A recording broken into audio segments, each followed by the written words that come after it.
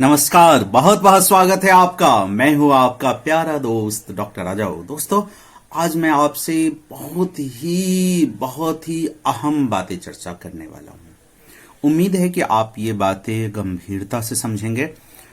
मैं जीवन की उत्पत्ति के बारे में, ब्रह्मांड की उत्पत्ति के बारे में अलग से व्याख्या की है और विज्ञान के तमाम पहलुओं पे आपसे बहुत ही सारगर्भिता के साथ बातें रखने की कोशिश की है। मेरा बोलने का जो ढंग है, हिंदी, अंग्रेजी मिश्रित भाषा, साथ ही थोड़ी बहुत कहीं कहीं संस्कृत के कुछ श्लोकों, कुछ कविताओं को आपके समक्ष रख करके बातें समझाने की कोशिश करता हूं। और अभी हम जो बातें कर रहा हूं, सबसे ऑक्सीजन क्रांति कैसे आई, ये दुनिया में ऑक्सीजन कैसे आया। चूंकि आप सभी जानते हैं कि शुरुआती दौर में जो दुनिया थी वो रिड्यूसिंग स्टेज में था, है ना। इसके लिए आप अलग से हमारे जो वीडियो है उसको आप देख लीजिए, आपको पता चल जाएगा। शुरुआती दौर में क्या था, रिड्यूसिंग स्टेज में था। और चूंकि उसके बाद ऑक्सीजन हमारे जीवन के लिए या इस वातावरण में आया, तो ऑक्सीजन देखिए क्या होता है ना, कि एक बात बता दें, संपूर्ण ऑक्सीजन का उत्पादन वही करते हैं जिस जीव में, चाहे वो पेड़ पौधे, चाहे अन्य भी कुछ जीव है, ऐसे लिविंग ऑर्गेनिज्म है, जो कि प्रकाश संश्लेषण यानी कि फोटोसिंथेसिस करने की क्षमता रखता है।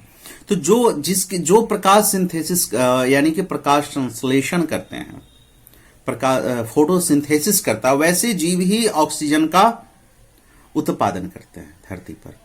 कैसे करते हैं, इसके लिए अलग से हमने एक वीडियो जारी किया है, आप वहां देखेंगे। मैं अभी ऑक्सीजन क्रांति पे बात कर रहा हूं, इसलिए बताना चाहता हूं।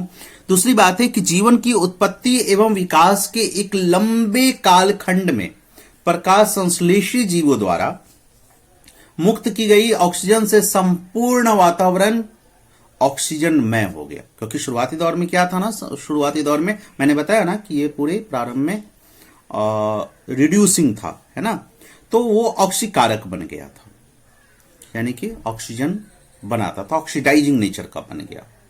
और वातावरण की प्रकृति में ऑक्सीजन के द्वारा महान परिवर्तन हुआ, जिसे हम ऑक्सीजन क्रांति कहते हैं, अर्थात ऑक्सीजन रिवॉल्यूशन कहते हैं।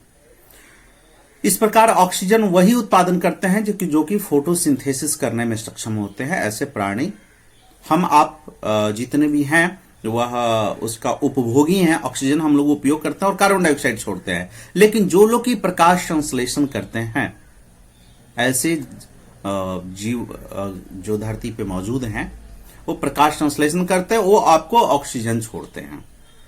मुझे उम्मीद है कि ये बातें समझ गए होंगे। साथ ही ऑक्सीजन जो छोड़ते, क्या हुआ शुरुआती दौर में, जब पूरे जीवन की उत्पत्ति हो रही थी, उसी समय उसका जो विकास हो रहा था, तो लंबे समय में जितना भी प्रकाश संश्लेषी जीव है लगातार ऑक्सीजन छोड़ रहा था संपूर्ण वातावरण में, यानी कि ऑक्सीकारक वो लोग थे, है ना, ऑक्सीडाइजिंग नेचर के हो गए। और साथ में क्या है, क्योंकि रिड्यूसिंग स्टेज था इसलिए ऑक्सीजन निकल रहा था मॉलिक्यूल से।